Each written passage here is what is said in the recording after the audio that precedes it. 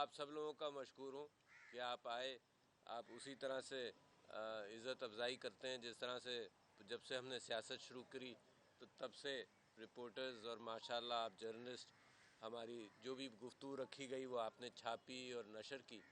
اور مجھے یاد آ رہا تھا کہ 1996 میں جب پارٹی بنی تھی تو پہلی خان صاحب کی پریس کانفرنس بھی یہیں پر ہوئی تھی اور پہلا ان کا اجلاس بھی یہیں پر ہوا تھا. تو میں پاکستان نے بڑی میری عزت افزائی کی. عمران خان صاحب نے مجھے صدر کے عہدے کے لیے منتخب کیا. میں ان کا مشکور رہا ہوں اور میں نے اپنی بڑی خدمت کرنے کی کوشش کی. پاکستان بڑے مشکل حالات سے گزر رہا ہے اور ان مشکل حالات بالکل عیاں ہیں سب کے سامنے کہ معیشت کو 2-3 سال سے بلکہ خاص زوال پذیر ہوئی ہے اور انتشار کا شکار بھی رہا ہے میرا ملک. اور میری دعا یہ ہے کہ ہر کوشش وہ کروں کہ ملک کے معاملات کو صحیح سمت لے جایا جائے, ملک کو جوڑا جائے, ملک کے اندر جو منافرتیں بڑھی ہیں ان کو کم کیا جائے اور ملک نے جو مینڈیٹ کا اظہار کیا ہے جس انداز سے بھی کیا ہے اس مینڈیٹ کی قدر کی جائے. اور میں یہ سمجھتا ہوں کہ واحد اچھا موقع ہے کہ یہاں پر میں یہ بات کروں کہ عمران خان صاحب کے ساتھ جو مقدمات ہیں تقریباً 200 کے قریب ہیں جتنے بھی ہیں ان کو فوراً جو 3 بڑے مقدمات ہیں جن کے اوپر فیصلے بھی آئے ہیں ان کو ایک اچھی عدالت کے اندر, ایک عام عدالت کے اندر مجھے پوری قوی امید ہے کہ اس میں ان کا ٹرائل ہو تو بڑی جلدی وہ بری بھی ہو جائیں گے اور رہا ہو جائیں گے. تو میں سمجھتا ہوں پاکستان کو جوڑنے کے لیے سب سے بڑی بات یہ ہے کہ عمران خان صاحب کو رہا ہونا چاہیے.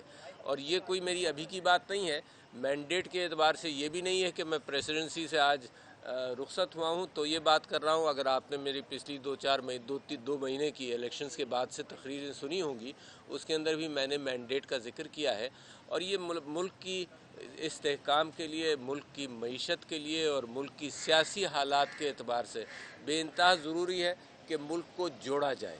اور ملک کو جوڑنے کے لیے سب سے بڑی پیش رفت یہی ہونی چاہیے, بات وہیں سے شروع ہونی چاہیے کہ مینڈیٹ کو ریکگنائز کیا جائے. اور میں سیاسی قوتوں سے بھی کہتا ہوں کہ اس بات پر توجہ دیں. میں اسٹیبلشمنٹ سے بھی محسوس کرتا ہوں کہ یہ بات ضروری ہے کہ پاکستان کو جوڑنے کے لیے اچھے اقدام کیے جائیں تاکہ پاکستان کو جوڑا جائے. تو یہ تو میری ایک گفتگو ہے جو شروعات کے اعتبار سے آپ کے سامنے میں نے رکھی ہے. السلام علیکم. بیٹھو. ماشاء اللہ. میں شروعات کے اعتبار سے آپ کے سامنے رکھ رہا ہوں. آپ کے سوال ہیں, میں عادی نہیں رہا ہوں پریس کانفرنسز میں اور ٹیڑھے ترچھے سوالوں کا. آپ اپنے اس منصب کو ترجیح نہیں دیتے. اچھا جی, ایک تو آپ نے پہلا حصہ کیا تھا کہ آپ نے جب آپ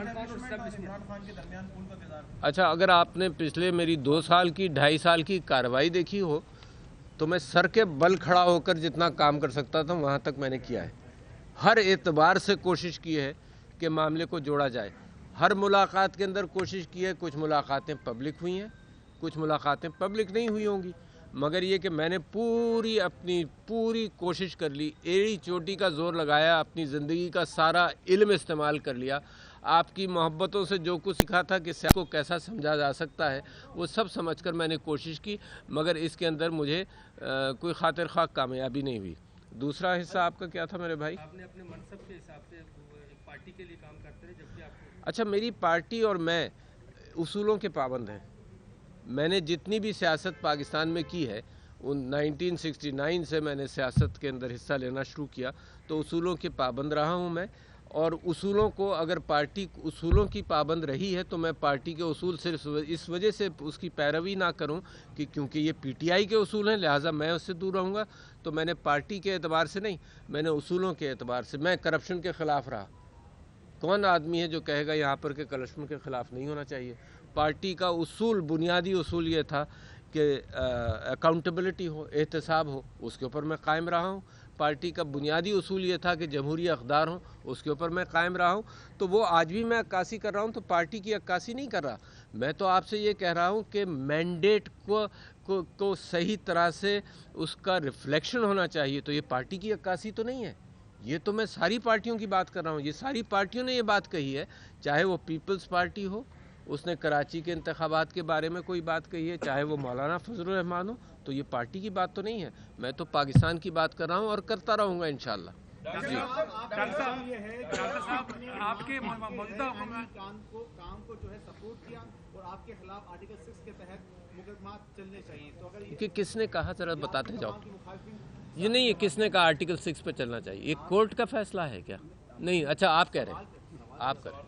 नहीं मैं बताते जाओ सवाल की बात होती है। सही बात, मुखालफिन नहीं मुखालफिन गैर आईनी काम थे उसको सपोर्ट किया, हुकूमत तोड़ने के हवाले से आपने सपोर्ट किया, तो आपके खिलाफ जो आर्टिकल 6 के तहत मुकदमा चलने चाहिए, तो इस पर आप क्या कहेंगे?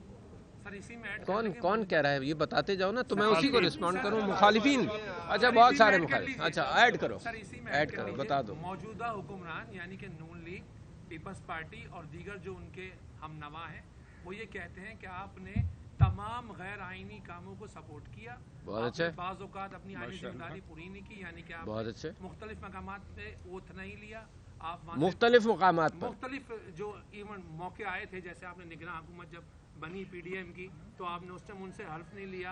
आज मैं हल्फ लेकर आ रहा हूँ, है ना। आखिरी लम्हों में आपने हल्फ, अच्छा आखिरी लम्हों में जब नहीं लिया था, जब नहीं लिया। अच्छा ठीक है। तो ये अगर लोगों के इल्ज़ामात हैं तो कोर्ट भी मौजूद है, अदालत भी मौजूद है, अदालत में जाएं कि मैंने हल्फ नहीं लिया था, है ना। उस वजह से जो कुछ हो सकता है वो कहें, और आर्टिकल 6 के तहत अगर मुकदमा चलाना है तो वेलकम चलाएं, मगर ये कि मैंने आइन की पासदारी की, मैंने जो मुनासिब समझा वो किया।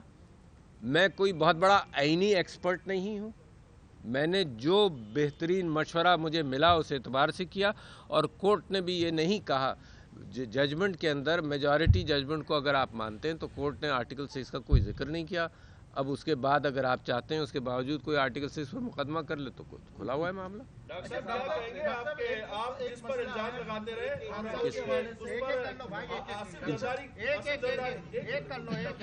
दोनों में से एक खान साहब के हवाले से, वो जनरल फैज के हवाले से आया, क्या जनरल फैज के हवाले से कि वो उनको आर्मी चीफ बनाना चाहते थे, शायद इख्तलाफात इस तरीके से खान साहब के यहीं पर पैदा हुए।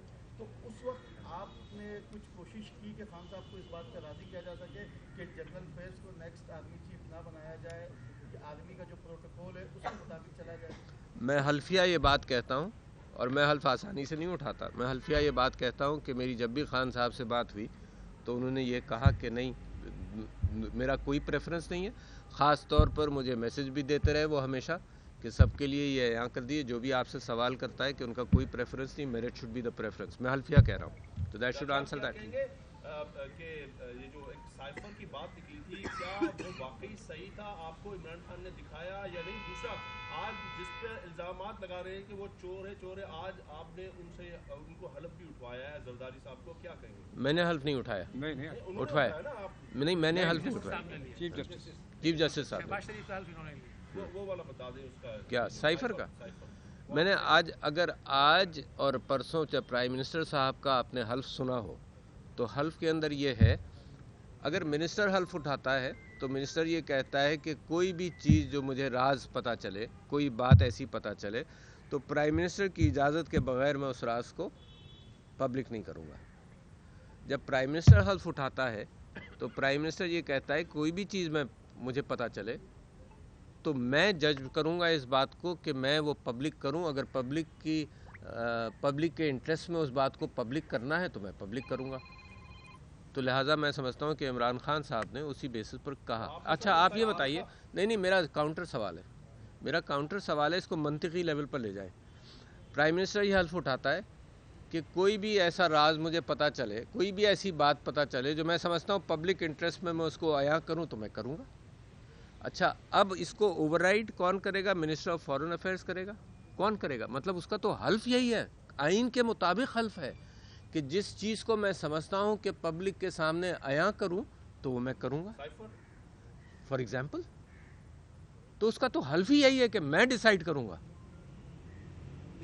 देखा आपने या नहीं?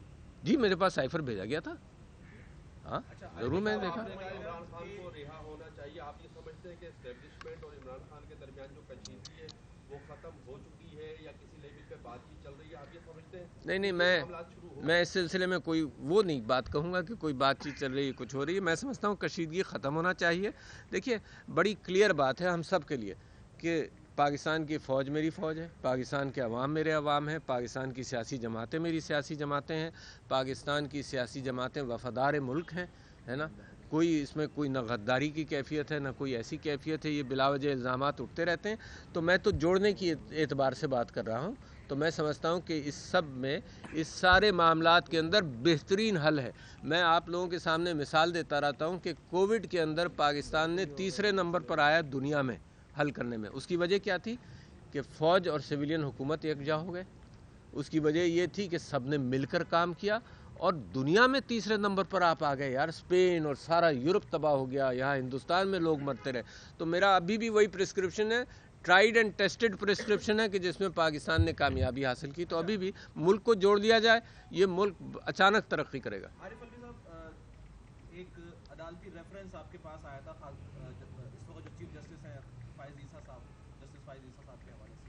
عمومی طور پر جب صدر کے پاس کوئی ریفرنس بھیجا جاتا ہے تو وہ خود اسے قانونی طور پر دیکھتا ہے، لیکن اس معاملے کے اندر ہم نے یہ دیکھا کہ یہ ریفرنس آپ نے منوان آگے بھجوا دیا اور بعد میں پھر آپ نے اس پر ریگریٹ ظاہر کی کہ یہ غلط کیا میں نے، یہ میری غلطی. اس میں تو سب کچھ کہہ چکا ہوں. اب آج نئی بات کیا پوچھنا چاہتے ہیں؟ چاہ رہا ہوں کہ کیا آپ سمجھتے ہیں کہ معاملات وہیں سے خراب ہونا شروع ہوئے جو بڑھتے بڑھتے بڑھتے پھر آگے اس 9 مئی کے واقعات کے بعد سے لے کر آج تک کی سچویشن پر آئے؟ نہیں، میں نہیں سمجھتا ہوں کہ وہاں سے کانفلکٹ شروع ہوا. وہ بھی ایک ایسی کیفیت تھی جس میں عمران خان صاحب نے خود یہ بات آپ کے سامنے رکھی ہے کہ وہ سمجھتے ہیں کہ وہ ریفرنس ان کو نہیں بھیجنا چاہیے تھا.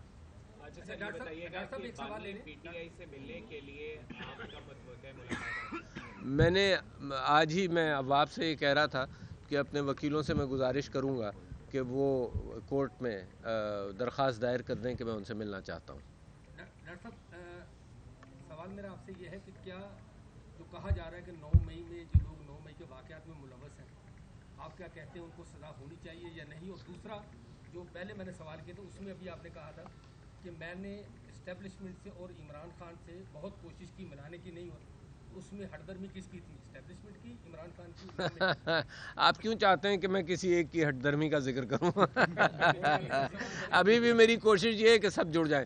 دوسری بات آپ نے 9 مئی کی، آپ یہ ذہن میں رکھیے کہ ایز پریزیڈنٹ آف پاکستان میں نے آئین کی پاسداری کرتا ہوں اور میں ہمیشہ، جب مجھے 1969 کے اندر گولیاں لگی تھیں تب بھی میں سڑک پر یہ کوشش کر رہا تھا کہ لوگ توڑ پھوڑ مت کرو اور گھر جاؤ، اور کرفیو لگنے والا تھا.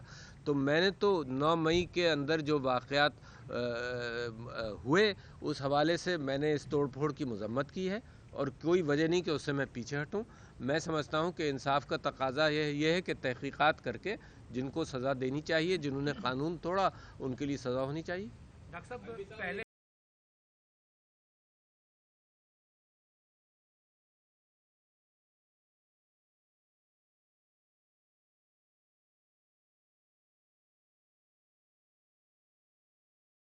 ڈاکٹر صاحب آپ کیا کہیں گے؟ اب آپ کا کیا مستقبل کا لائحہ عمل کیا ہے؟ عمران خان کی رہائی، اس کے لیے کچھ آواز اٹھائیں گے؟ میں تو آج بھی پہلی آواز میں نے رہائی کی اٹھائی. نہیں، اب کیا ہے، پارٹی کو منظم کریں گے؟ کیا کہیں گے؟ سندھ میں جو ہے کوئی بڑی قیادت نہیں ہے، آپ آئے ہیں واپس تو آپ سندھ کی قیادت بھی نہیں. دیکھیے میں آپ سے یہ کہہ رہا ہوں کہ میں عمران خان صاحب کے ساتھ پارٹی کے جو پہلی ممبرشپ تھی 2-3 لوگوں نے جوائن کیا تھا. جب پارٹی نہیں بنی تھی میں ان سے شوکت خانم کے دفتر میں ملنے گیا تھا. تو جب سے میں اتفاق کرتا ہوں وہ میرے لیڈر ہیں، اور جو کچھ بھی ہوا اس میں نے پریسیڈنسی کے دوران بھی یہی کہا کہ عمران خان صاحب میرے لیڈر ہیں، میرے لیڈر رہیں گے اور میرے لیڈر ہوں گے. تو آج بھی وہ میرے لیڈر ہیں. تو وہ جو کام، یار اتنا دیانتدار آدمی میں نے نہیں دیکھا، اتنا پاکستان سے وفادار آدمی میں نے نہیں دیکھا، اتنا پیسوں کے معاملے میں کبھی اس بات کا امکان میں نے نہیں سوچا کہ اس نے اپنے لیے کوئی پیسوں کی بات کی ہو. تو ایسے لیڈر پاکستان کیا دنیا کی تاریخ میں کم ہوتے ہیں. اور تیسری بات، یہ بہت بڑی اہم بات آپ سے کہہ رہا ہوں، جو قوم کو اکٹھا کر سکے، یہ تو سب سے بڑا مرحلہ ہوتا ہے نا لیڈرشپ کا. پہلے لوگ محنت کرتے ہیں. اتنی قوم اکٹھا کر لے تو یہ لیڈرشپ کی کوالٹی ہے, بڑی انوکھی کوالٹی ہے.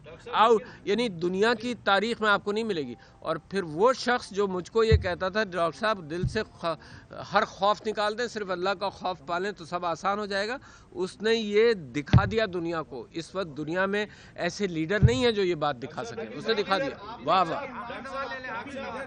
سمجھتے ہیں کہ ان کے جتنے بھی الزامات ہیں چاہے وہ اسٹیبلشمنٹ کے خلاف ہوں یا جس کے بھی خلاف ہوں ان کو آپ کون کرتے ہیں؟ خان صاحب وہ اپنی رائے دیں گے, میں اپنی رائے دوں گا. آپ الزامات بتائیے, میں اس کی رائے دے دوں گا. یہ تھوڑی یار, یعنی آپ یہ کہیے ڈاکٹر صاحب اگر آپ کو پارٹی کی باغ ڈور دی جائے, دوبارہ کس کی پارٹی کی باغ ڈور دی جائے تو اسی طرح سے آپ اس پارٹی کو چلائیں نہیں گے؟ نہیں میں نہیں کچھ نہیں چلے گا, آگ لگا دو, یہ کر دو. کیا بات, اس کو بھی میں اون کرتا ہوں کیونکہ وہ ایک ریزسٹنس کی بات ہوتی ہے. ریزسٹنس ایسی تھوڑی ہوتا ہے یار. بڑی ہم نے ماریں کھائی ہیں سڑک پر, لاٹھیاں کھائی ہیں یار, ٹیئر گیسنگ کھائی ہے, گولی کھائی ہوئی ہیں, گولیاں کھائی ہوئی ہیں. یہ تو ایسی بات نہیں ہے کہ جس سے ہم نہ گزرے ہوں.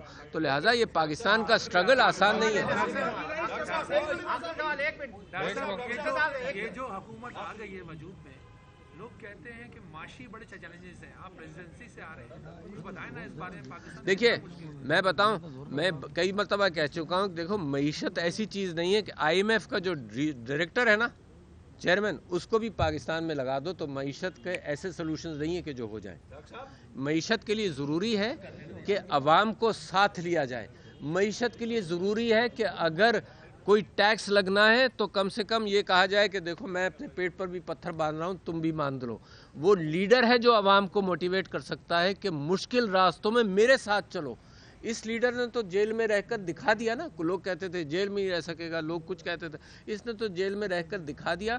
اور میں نے بھی ان کو بہت سارے مشورے دیے تھے, وہ سب مشورے غلط ثابت ہوئے کیونکہ لوگ مجھ سے میں نے کہا تھا جی اسمبلی سے مت جائیں.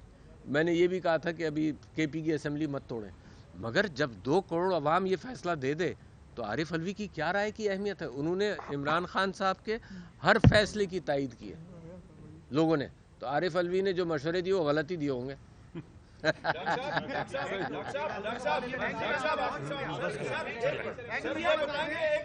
چلے آخری سوال, نہیں آخری سوال.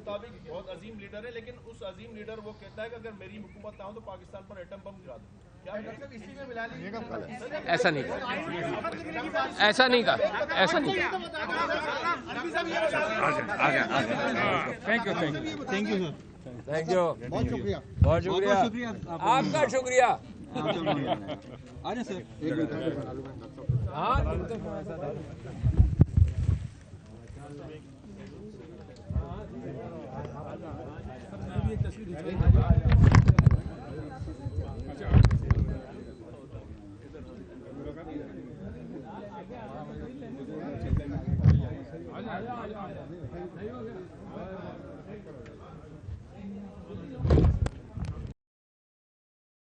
بتائیے 5 سالوں میں آپ نے کیسا رہا, کیا کیا مشکلات آپ کو آئیں ان دوران صدر میں, اور کیا مشکلات آپ نے نہیں دیکھیں, میں آپ سے یہ کہنا چاہتا ہوں کہ میرے اپنے ملک کے لیے جو بھی مشکلات ہوں وہ مشکلات حل کی, کوئی بڑی مشکل نہیں. جب تک زندہ میں رہا ہوں کوئی مشکل نہیں ہے نا. ملک کی خاطر کوئی بھی مشکل ہو تو لہٰذا میں سمجھتا ہوں کہ وہ آسان ہو گئی, اللہ کی مدد رہی.